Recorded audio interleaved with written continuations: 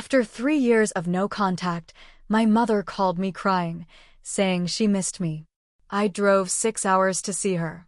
When I got there, she was hosting a barbecue for my sister's birthday. Surprise! They all yelled. But it wasn't for me. My sister looked me dead in the eye and said, "You weren't even supposed to show up yet." My gift sat unopened. My chair was taken. When I left, no one noticed. On the drive home, my mother texted, "Glad you came. It was brave of you to face everyone." Brave? I never thought I'd be the type of person to cut off my own family. Growing up in Dayton, Ohio, that kind of thing was considered unthinkable. Family was supposed to be everything. Sunday dinners, birthday parties, showing up no matter what. But not every family works the way you're told they should. For as long as I can remember, I was the backup plan. The spare. The kid who always understood when plans changed. When Rachel needed a ride somewhere, I could walk. When Rachel got into trouble, I was expected to keep quiet. When Rachel forgot Mother's Day, it was me who got lectured for not making it special enough to cover both of us. I swallowed it for years. Thought maybe that's just how life worked. Then, 3 years ago, everything cracked. It was Christmas Eve. I had driven 2 hours home through a snowstorm after working a 12-hour shift. I walked through the door carrying bags of presents, groceries, even a tray of homemade cookies I'd stayed up all night making. And I found them all sitting at the table, laughing, opening gifts, without me. Rachel had gotten engaged the night before. They threw an engagement party that morning. No one had told me. When I stood there in the doorway, dripping wet, arms full, no one even apologized. My mom just said, "Well, we knew you'd be tired after work. Didn't want to pressure you." Like it was my fault I missed it. I dropped the bags right there on the floor. I don't remember exactly what I said, but it wasn't pretty. My mom and I ended up screaming at each other in front of everyone. I told her she had always treated me like I didn't matter. That I was sick of pretending we were some happy family. She told me I was selfish, ungrateful, that Rachel needed more because she was more sensitive than me. I walked out that night, changed my number the next day. Never looked back. Fast forward 3 years. I live in a tiny town in southern Indiana now. Got a job at a library. Quiet life. No drama. I thought I was healing. Then out of nowhere, 2 weeks ago, I got a text, "Please call me." It's Mom. It didn't feel real. Like seeing a ghost. I paced around my apartment for hours. Should I respond? Should I block it? Was someone dead? Finally, around midnight, I called. She picked up immediately. Her voice was wrecked with sobs. Full body, gut-wrenching sobs. The kind you don't fake. "I miss you so much," she said. "We all miss you. Please come home." She told me she realized how wrong she had been. That time apart had made her see everything clearly. That Rachel missed me too. That my dad regretted not standing up for me. She said they were having a small get-together next weekend. That it would mean the world if I came. Her voice cracked when she said it. For a moment, I let myself believe her. Maybe this was it. Maybe people really could change. I agreed. I packed an overnight bag, filled up my beat-up Honda, and started the 6-hour drive back home. The whole way, my chest felt tight. My palms were sweaty. I kept rehearsing what I would say, how I would act. Would we cry? Hug? Would Rachel apologize? Would it finally be different? When I pulled onto their street, I saw the balloons before I even got close. Bright colors tied to the mailbox. I parked on the curb and just sat there for a second. This was a good sign, right? Balloons, a party, family. Normal stuff. I grabbed my bag and headed toward the backyard where the noise was coming from. The second I opened the gate, at least 30 people turned toward me and screamed, "Surprise!" My heart stopped. People were holding beers, plates of food, laughing. Kids were running everywhere. A banner hung between 2 trees. It said, "Happy birthday, Rachel." I just stood there, frozen. Rachel came bouncing over, looking gorgeous as always. Tan, smiling, dressed like she walked out of a catalog. I opened my arms for a hug. She brushed past me without a second look, grabbed a drink off the cooler, and called over her shoulder, "You weren't even supposed to show up yet." Everyone laughed. Not at me. Not with me. Just laughed. Like it was funny. Like I was the punchline to some joke I didn't know I was part of. I looked around. Tables everywhere. Decorations. A giant cake with Rachel's name on it. Gift tables stacked with colorful presents. And in the corner, half hidden behind a cooler, was a sad little gift bag. Crumpled tissue paper sticking out. My name scrawled on the tag in what looked like my mother's handwriting. Like an afterthought. I tried to shake it off. I told myself I was imagining things. I found an empty spot by the fence and hovered awkwardly. There weren't enough chairs. I stood there for 10 minutes while 2 different people slid into the only open seat without even glancing at me. No one came up to talk to me unless I cornered them. Every conversation was about Rachel, her wedding, her new job, her new house. At one point, I tried to talk to my dad. He barely looked up from his plate. Mom hugged me once, briefly, squeezing my shoulder like I was some distant cousin who'd come out of obligation. No warmth. No realness. I told myself to stay, to push through. I made it about 20 more minutes before I realized I hadn't eaten anything all day, but the thought of swallowing food made me want to puke. I walked back to my car, head down, carrying my stupid little bag. No one called after me. No one noticed I left. I drove the first hour in total silence, gripping the steering wheel so hard my knuckles turned white. Then my phone buzzed. It was a text from my mom. "Glad you came.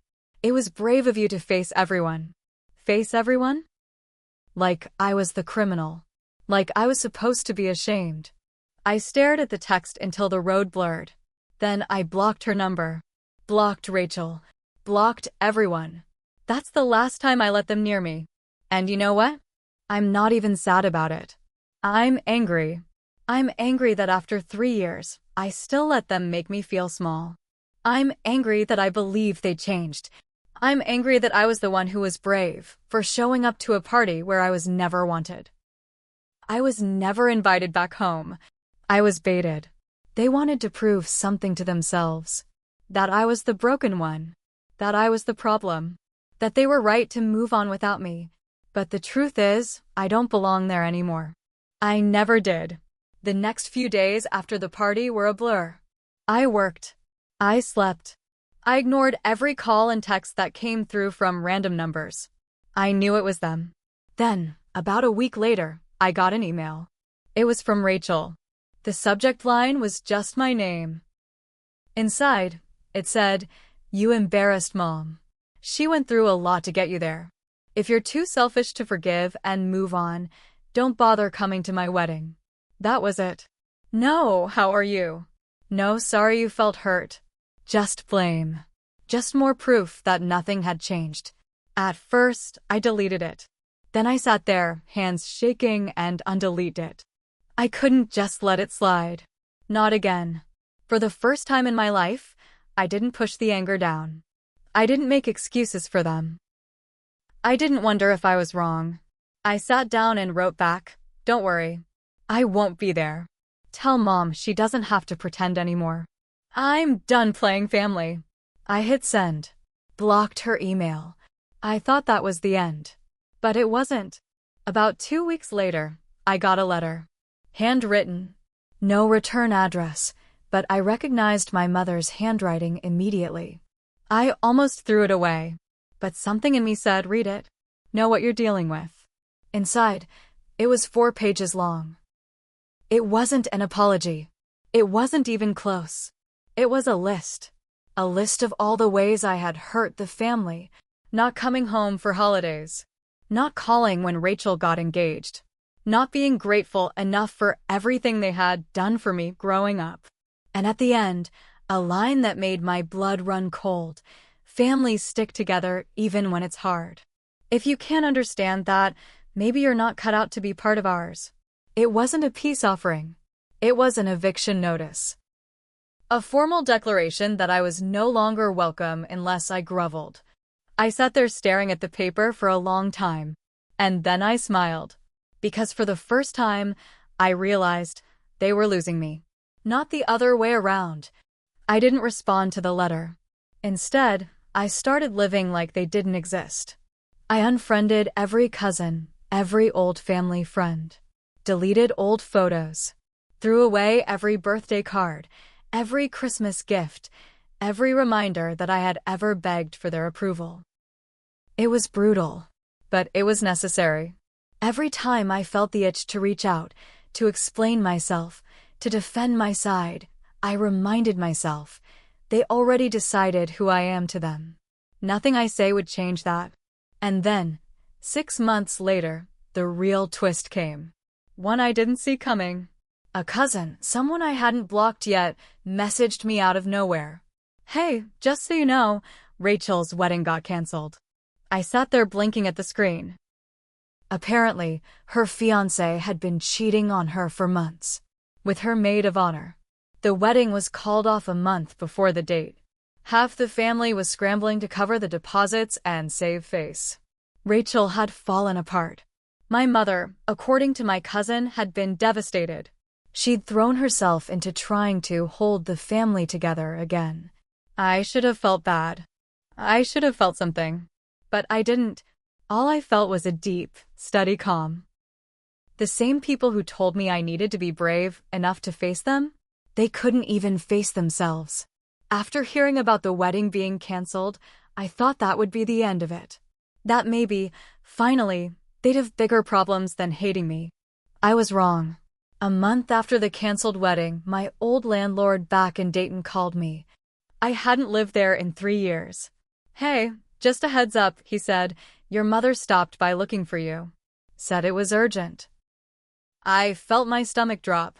He said she acted sweet at first, asking if he had a forwarding address, acting like a poor, worried mother. But when he told her he couldn't give that out, she got nasty, threatening to report him for harboring me. Harboring me? Like I was some runaway criminal. I thanked him and hung up, my hands trembling. This wasn't about Rachel's wedding anymore. This was about control. They hated that I was gone, that I was living a life they knew nothing about, that they couldn't shame me into coming back. 2 weeks later, it got worse. I got an email from a random address. No subject line. No signature. Just one line. "You'll regret cutting us out when you have no one left." I sat there staring at it. I knew it was my mother. It sounded just like her, not begging, not apologizing, threatening. It wasn't enough that I left. She needed me to come crawling back. She needed to win. That's when I decided. If they wanted a war, they were going to get one. But not the kind they expected. I wasn't going to scream. I wasn't going to beg. I wasn't going to defend myself. I was going to erase them. Permanently. It started small. I called the DMV, changed the address on my license to my new town, then the banks, then the voter registration, then every account I had. Made sure there was no trace of me left in Dayton. No way they could accidentally find me again. I even changed my name on social media. New profile, new friends, new photos. Nothing about family. Nothing about my past. Just me, living, breathing, thriving, without them. Then came the final step. There was a family trust fund my grandfather had set up when we were kids. Small, nothing huge, but still something. It was supposed to be split between me and Rachel when we turned 30. I was 28 at the time. Rachel was 30. According to the paperwork, if either of us died or became estranged, the other would inherit the whole thing. I didn't plan to fight for it. I didn't care about the money. But after everything, after the party, the letters, the threats, I thought, why should they get to erase me and still profit from it? So I lawyered up. Cost me $3,000 I didn't really have. But it was worth every penny. My lawyer filed paperwork officially declaring me estranged from the family. Under the trust rules, that meant my share couldn't default to Rachel. It had to stay in the trust, untouched, until I claimed it, or forever. In other words, Rachel couldn't touch a cent. Neither could my mother. Word got around fast. The cousin who told me about the wedding texted again. "Your mom is telling everyone you stole Rachel's inheritance." I laughed when I saw it. Stole? I didn't steal anything. I just stopped letting them steal from me. For the first time, I wasn't the backup plan. I wasn't the forgotten one. I was the ghost they couldn't reach. The wound they couldn't heal. And the best part? The last thing they'll ever hear about me, if they hear anything at all, is that I'm doing just fine without them. Better, actually.